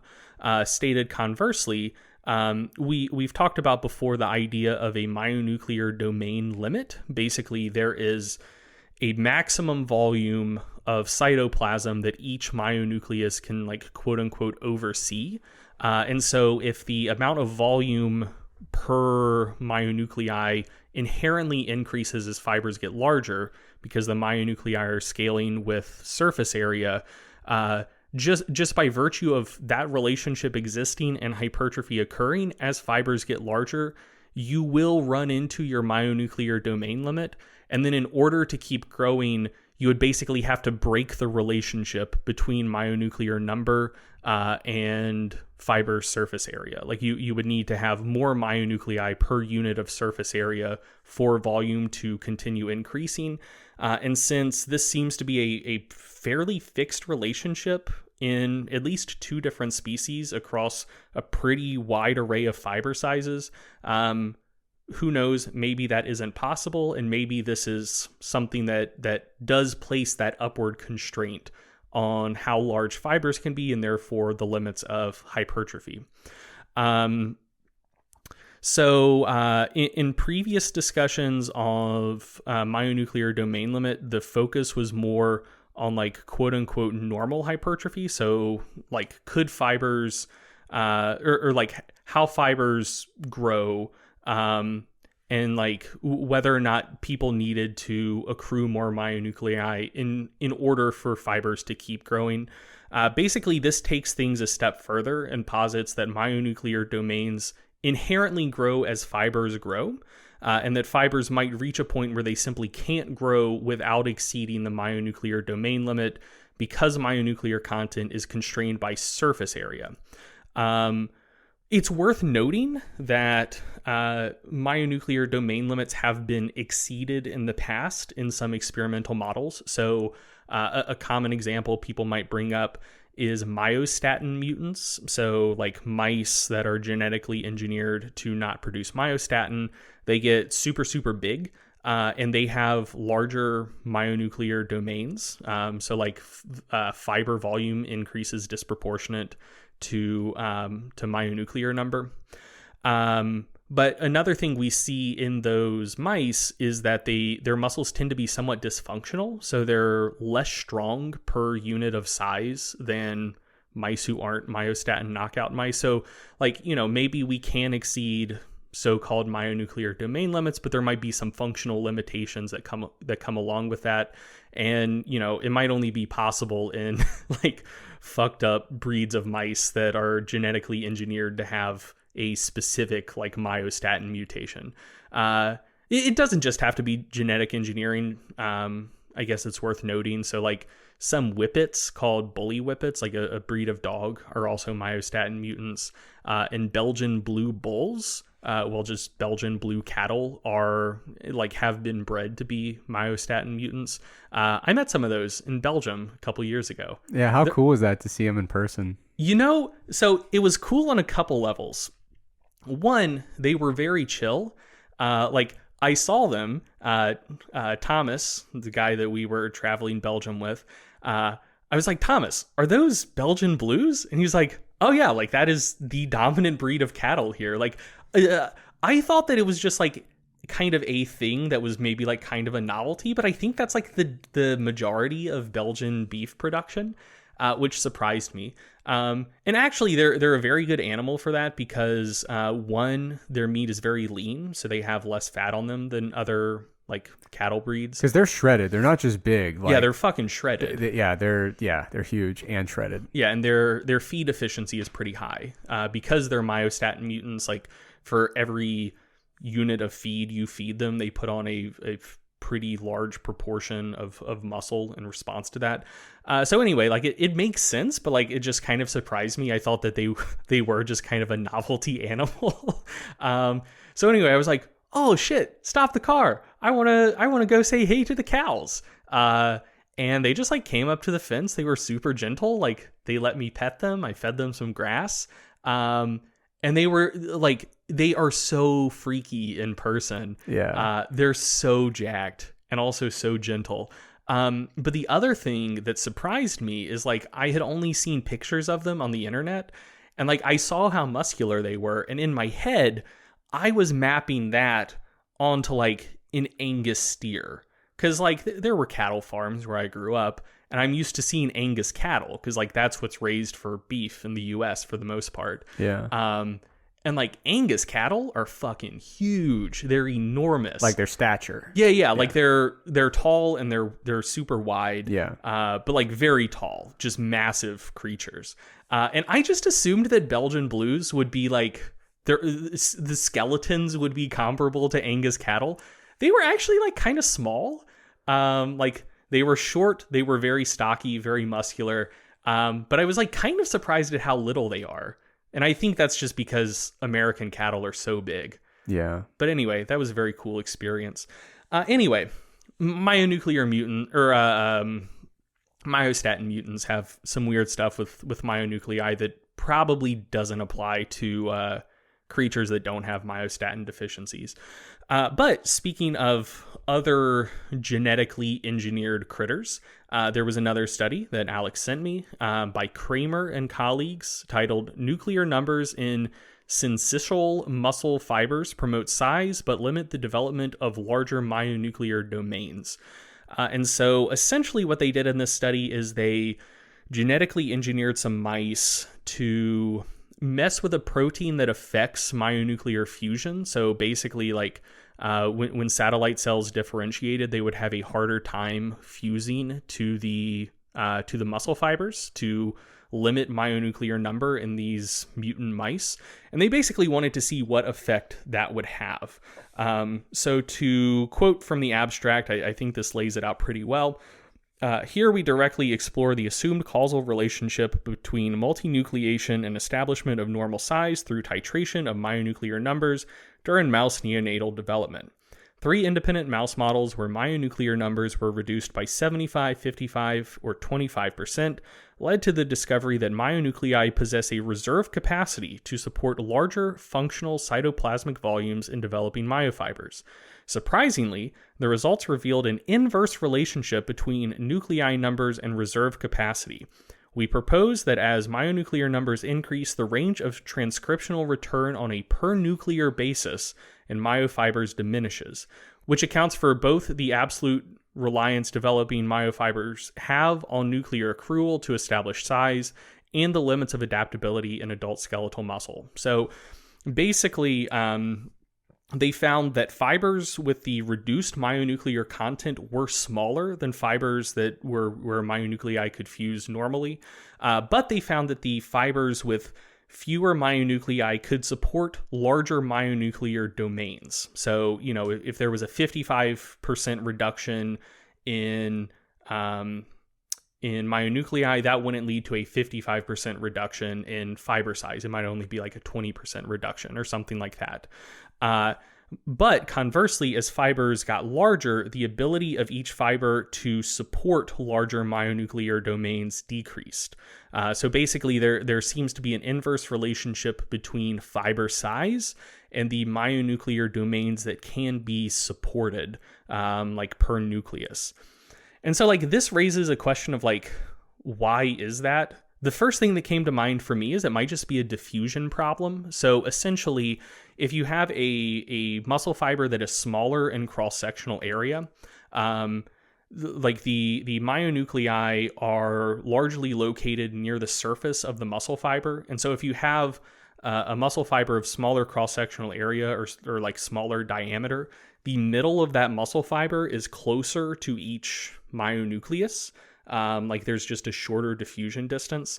And like stuff in cells still has to move. Like that's something that I think people don't think about, just like the kinetics of all of those molecules. And so like, you know, if you're a nucleus and you want to signal and say like, hey, make some more myosin, you're gonna get red and you're gonna send some messenger RNA out to a ribosome, and it's gonna produce that myosin and it's gonna link up with like other contractile proteins and like, you know, that's a whole thing. But like the mRNA has to diffuse through the cell to a ribosome, and then like the protein has to go to where it needs to be for like the structural function within the cell. And so like one of the things that came to mind is just like, as volumes of fibers get larger, the distance from like a myonucleus to the furthest point that it might be like quote unquote overseen just naturally gets larger. So that might be some sort of constraint there. We see a similar thing with oxygen, actually. So one of the reasons that it is inefficient for endurance athletes to be too muscular is if their muscle fibers get larger, the diffusion distance for oxygen increases. And so like their fibers just function a bit less efficiently for oxidative metabolism. So like a kind of, you know, maybe a similar thing is going on with myonuclei. The authors posit that nuclear density may basically regulate itself. So maybe the nuclei themselves are communicating in some way we don't understand, to basically say like, hey, this is my turf here on the surface of the fiber. You can't get too close to me. So something like that could be going on. Or it could be that the nuclei themselves, or it could be that basically myonuclear domain size is regulated by transcription factors. So basically there might be a finite amount of transcription factors in the cell. And if as nuclei get closer and closer, the transcriptional capacity per nucleus decreases because there is like a finite amount of transcription factors that the nuclei are like kind of competing for, I guess. So basically like greater nuclear density on the surface of the fiber would lower the transcriptional capacity per nucleus. But regardless, this dovetails pretty well with the other study, further suggesting that myonuclei could limit fiber size. So basically, you know, if both the myonuclear number scaling with the surface area of the fiber, that's going to make fibers eventually hit their myonuclear domain limit because volume is increasing disproportionately to surface area. And furthermore, as the density of these myonuclei increases, the transcriptional capacity per nuclei decreases. So basically, like, you could ask yourself, like, well, okay, like maybe we could find a way to exceed the myonuclear domain limit, but this is essentially implying that the myonuclear domain limit itself inherently gets smaller and smaller as myonuclear density gets higher and higher. So that just further reinforces that this mechanism could be what is constraining fiber size and therefore hypertrophy. One just like kind of interesting thing I noted is cross-sectionally within like a population of muscle fibers, contractile force also scales with fiber diameter, which would scale with surface area, rather than fiber cross-sectional area. Ergo, contractile force scales linearly with myonuclear content, not fiber cross-sectional area. And like, I don't know what to do with that. That could just be like a weird little coincidence, but you know, that's just a thing, I guess, for you to stew on. And it's a connection that I would like to see explored. But anyway, this stuff might seem kind of arcane, but it does lead us to some interesting questions and or implications. So the first implication is that the upper limit of hypertrophy may be constrained to some degree by the number of muscle fibers you're born with. So there was a study by McDougall and colleagues, I believe from 1982, which supports this to some degree. So in that study, they compared bodybuilders and powerlifters against untrained controls, and then they had the untrained controls train for 6 months, and then they compared various things about the now 6-month trained people against the powerlifters and bodybuilders. And basically they found that after 6 months of training, the powerlifters and bodybuilders still had way more muscle than the previously untrained folks, but their fiber size was pretty comparable, which seems to suggest that the bodybuilders and powerlifters just had way more muscle fibers than these folks who just got into training. Which then leads us to kind of a second question, and that is, to what degree is hyperplasia contributing to ongoing muscle growth? So a general observation I've had is that as people train and seem to approach their like quote unquote genetic limit, some people do kind of seem to hit a hard limit, and some people seem to kind of shift to a more gradual phase of growth where, like, you know, over decades, they do keep gaining muscle, but it's just at a very, very gradual rate. And an idea that's been floating around in the back of my mind is like, could that be due to different propensities towards hyperplasia? Like, you know, maybe there's inherent differences in how well people hypertrophy, and there might be inherent differences in how efficiently hyperplasia occurs in humans as well. It's worth noting, I guess, we've talked about hyperplasia on the podcast before. I'm not going to relitigate that whole thing. It's controversial whether hyperplasia occurs in humans at all. I am very strongly on team hyperplasia, mostly because it has been observed in really every animal model where we've tried to observe it, even using like non-extreme interventions. And so like it would be kind of surprising if it occurred in like basically every animal except for humans. I was going to say, isn't there some interesting stuff about dominant versus non-dominant limbs in humans as well?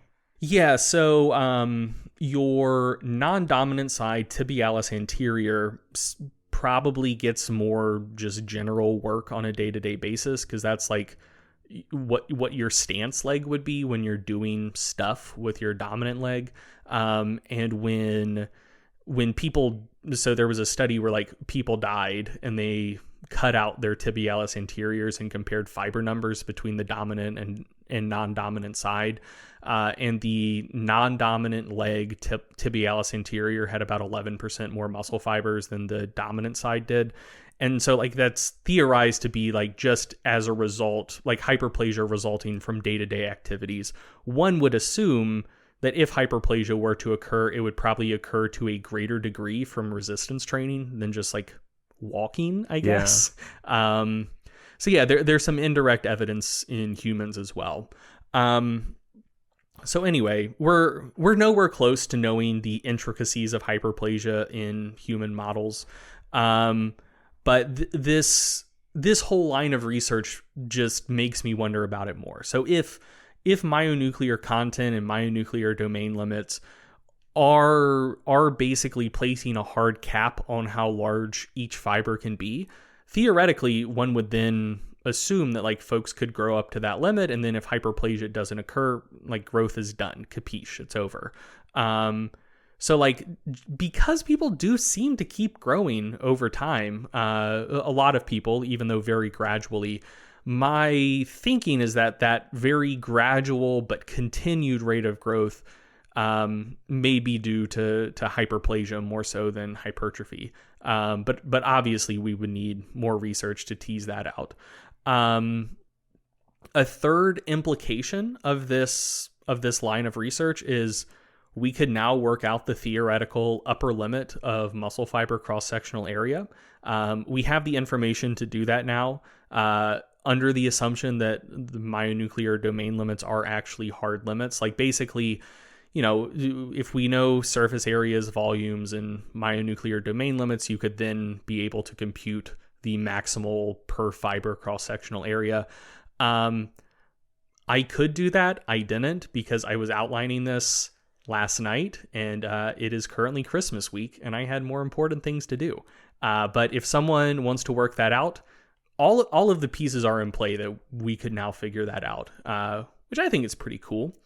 And the fourth question / kind of implication that this brings up just makes me wonder about is like, what the fuck are steroids doing?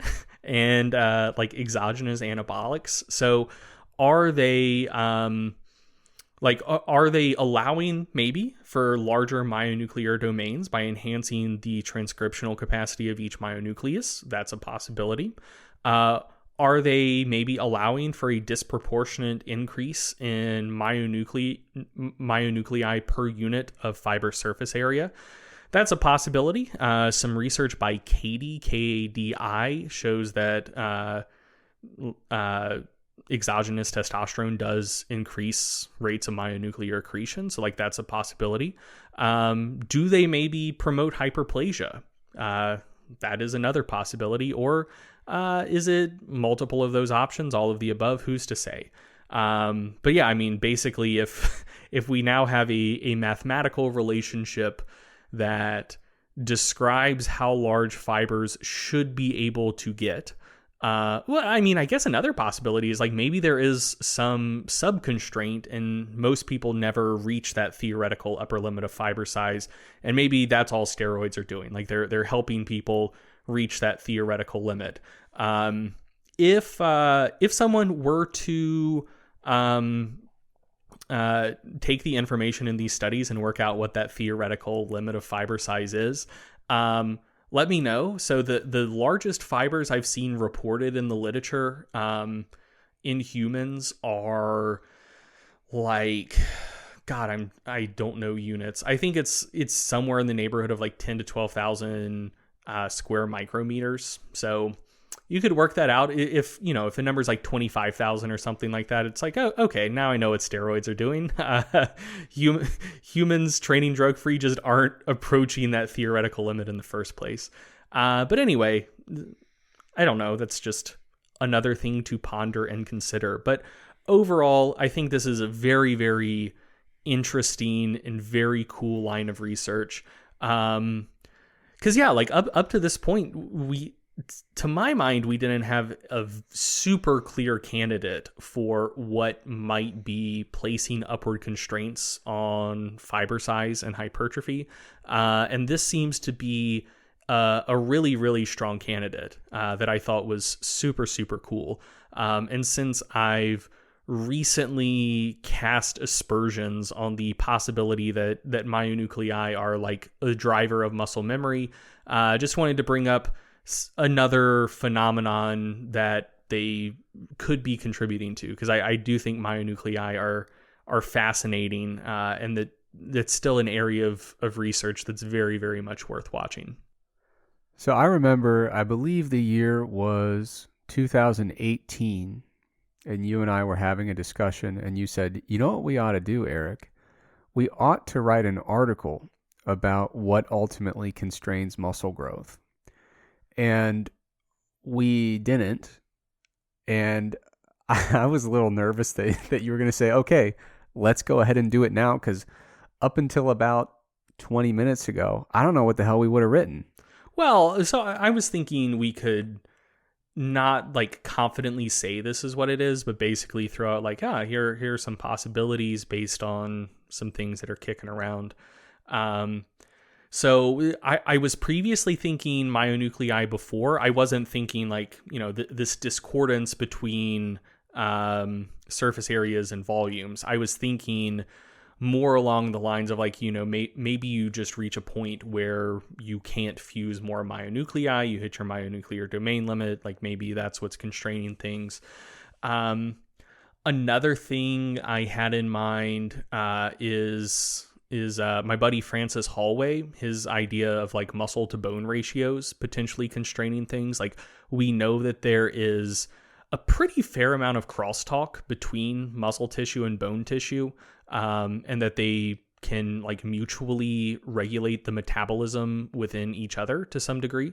And so he basically has a database of athletes, finding that like among the most muscular athletes in his database, there seems to be like a relatively hard-ish limit on the like muscle to bone ratios observed in the athletes in his sample.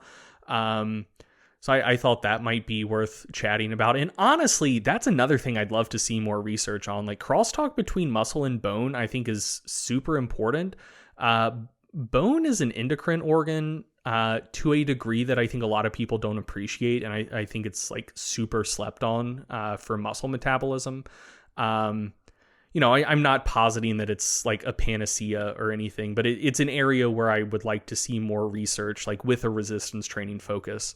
Another thing that I had in mind is like, it might be related to connective tissue to some degree. So like we know that connective tissue can thicken and get stronger in response to loading, but like that does basically, like, tendons do seem to be less adaptable on a relative basis than muscle. And so like, potentially, the force your muscle can create reaches like basically the amount of force that your tendons are comfortable transmitting, and just through protective mechanisms, then like the contractile force that your muscles are producing kind of like plateaus, and like maybe therefore you can't then disrupt homeostasis enough to get a post-exercise hypertrophic signaling response.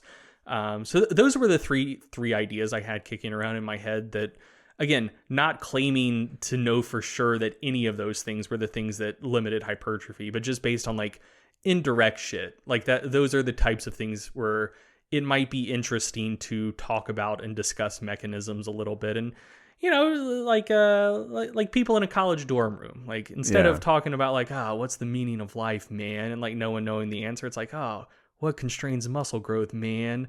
And just kind of like throwing some ideas out there. Yeah. So that's what I had in mind at the time.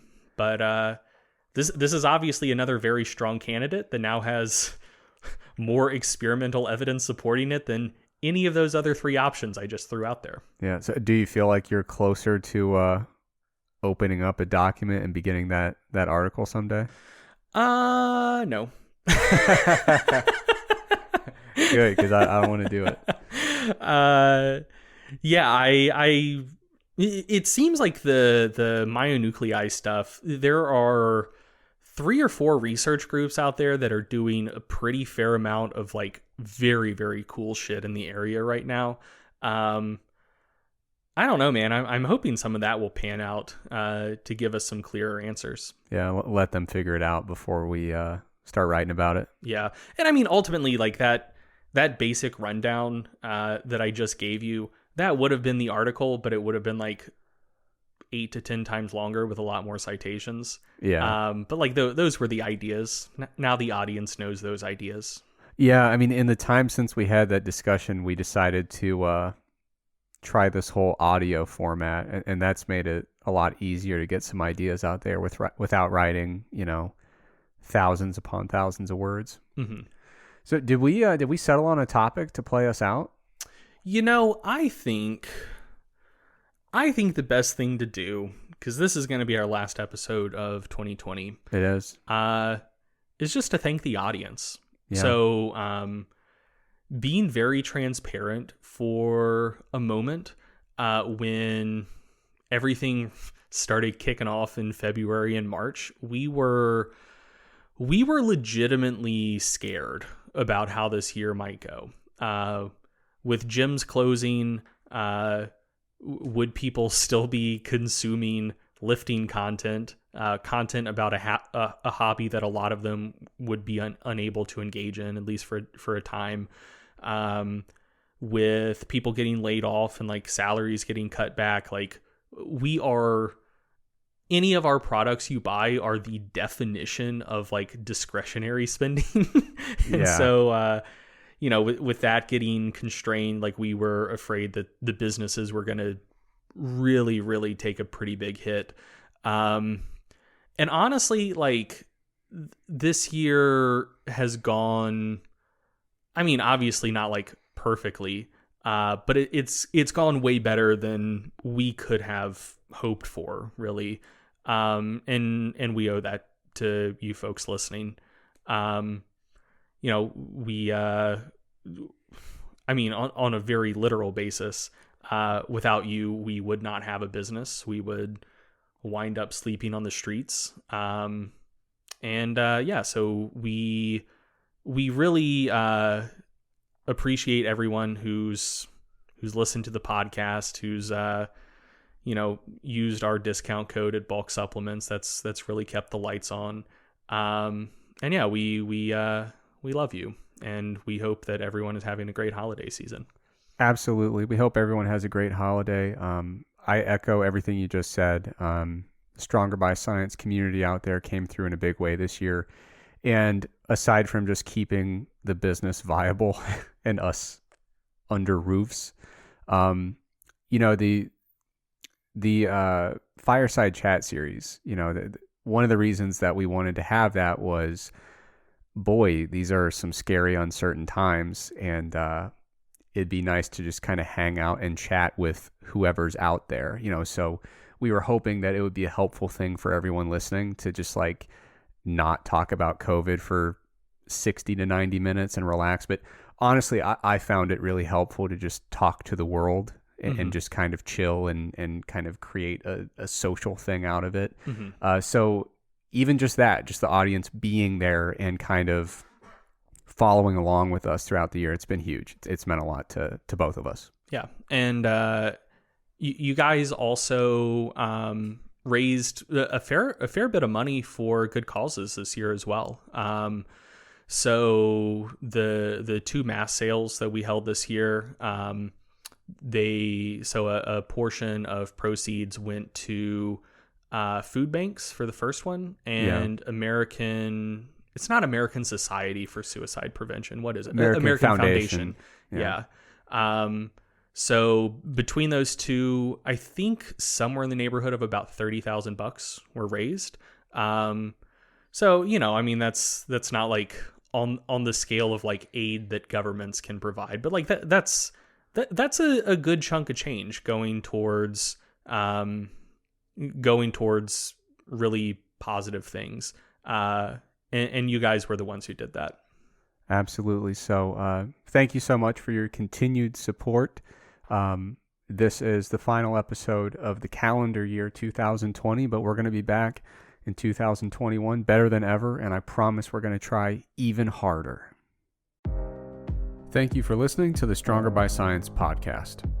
If you enjoyed the podcast, be sure to sign up for our free newsletter to get concise breakdowns of relevant research, as well as 28 free training programs for all skill levels and all schedules. We hate spam just as much as you do, so we'll only email you when we have something really interesting to share with you. You can sign up for the free newsletter at strongerbyscience.com/newsletter, or just go to the Stronger by Science homepage and click the free programs button at the top. If you want to join in on the Stronger by Science podcast conversation, be sure to check out our Facebook group and our subreddit. The links for both are provided in the description of today's episode. Finally, please remember that we are not medical doctors or registered dietitians. So, before you make any changes to your exercise or nutrition habits, be sure to check with a qualified healthcare professional. Once again, thank you for listening, and we will be back soon with another episode of the Stronger by Science podcast.